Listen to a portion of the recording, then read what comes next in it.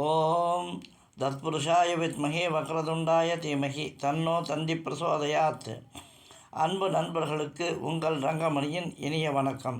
வாழ்க வளமுடன். இன்று நாம் தசாபுத்தி பலன்களின் சூட்சமம் என்பதில் முதல் அத்தியாயத்தை பார்க்கலாம் வாருங்கள். எனது வீடியோ உங்களுக்கு பிடிச்சிருந்தால் லைக் பண்ணுங்கள், ஷேர் பண்ணுங்கள், கமெண்ட் பண்ணுங்கள். மறக்காமல் எனது சேனலை சப்ஸ்கிரைப் செய்து அருகிலுள்ள பெல் பட்டனை கிளிக் செய்து ஆல் என்பதையும் கிளிக் செய்யுங்கள். அப்போதுதான் நான் போடும் வீடியோக்கள் உடனுக்குடனேயே உங்களுக்கு நோட்டிஃபிகேஷனில் வரும். நவ கிரகங்களில் பௌர்ணமி சந்திரன், குரு, சுக்கிரன், தனித்த புதன், வளர்பிறை சந்திரன் ஆகியோர் இயற்கை சுபர்கள் ஆவார்கள்.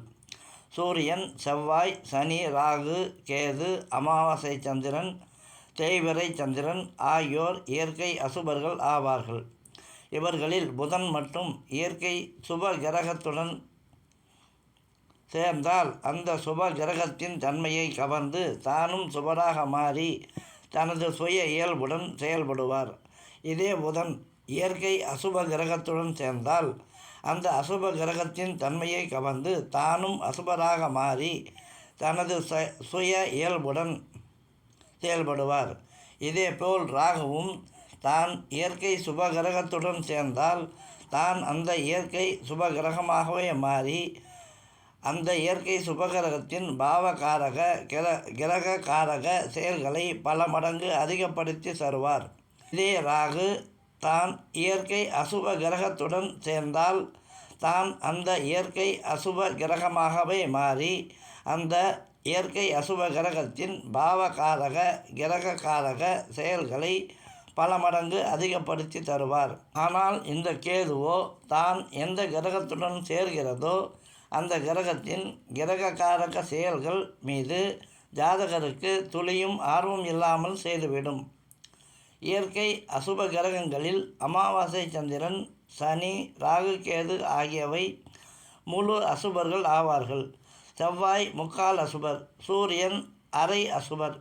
தேய்பிறை சந்திரனோ அது இருக்கும் தேய்பிறை திதியை பொறுத்து அதன் அசுப பலம் நிர்ணயிக்கப்படும். பொதுவாகவே ஒரு கிரகம் வேறு எந்த ஒரு கிரகத்துடன் சேர்க்கை, பார்வை, பரிவர்த்தனை, இருப்பு போன்ற எந்த ஒரு தொடர்பையும் பெறாமல் தனது சொந்த வீட்டில் தனித்து இருந்தால் மட்டுமே அது தனது சுய இயல்புடனும் தான் அந்த குறிப்பிட்ட ஜாதகத்தில் பெற்றுள்ள பலத்துடனும் செயல்படும்.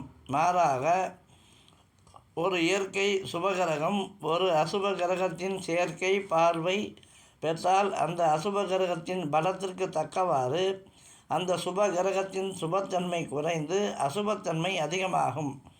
அதேபோல்தான் ஒரு இயற்கை அசுப கிரகம் ஒரு சுப கிரகத்தின் சேர்க்கை, பார்வை பெற்றால் அந்த சுப கிரகத்தின் பலத்திற்கு தக்கவாறு அந்த அசுப கிரகத்தின் அசுபத்தன்மை குறைந்து சுபத்தன்மை அதிகமாகும்.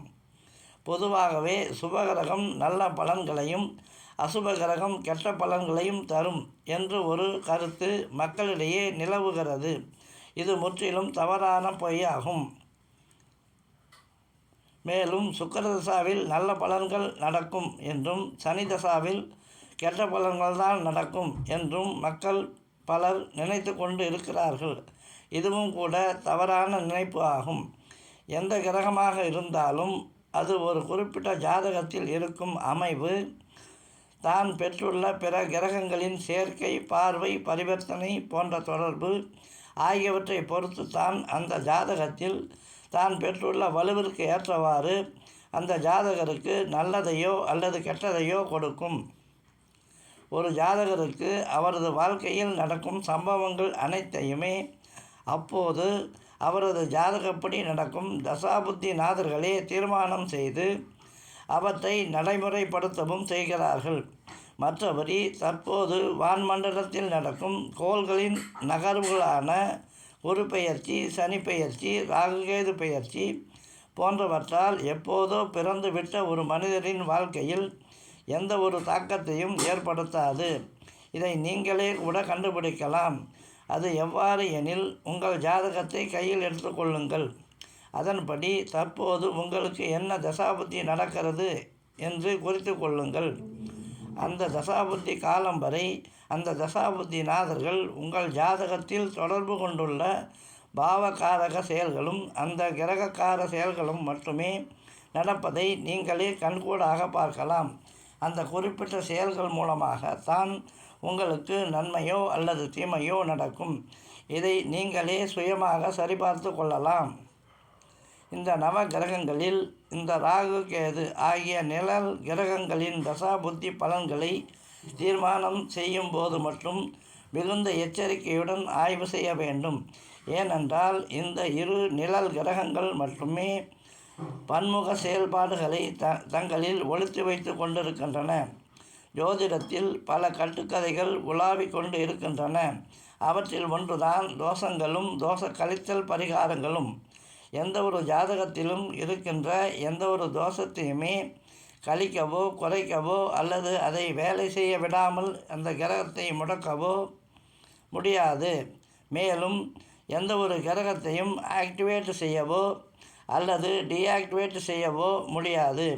ஒருவரின் ஜாதகத்தில் உள்ள எந்த ஒரு தோஷமானாலும் அல்லது யோகமானாலும் அதற்கு உண்டான பலன்களை அந்த ஜாதகர் அனுபவிக்க வேண்டும் என்றால் அதற்கு சம்பந்தப்பட்ட கிரகத்தின் தசாபுத்தி நடப்பிற்கு வர வேண்டும். நன்றி, வணக்கம். மீண்டும் சந்திக்கலாம்.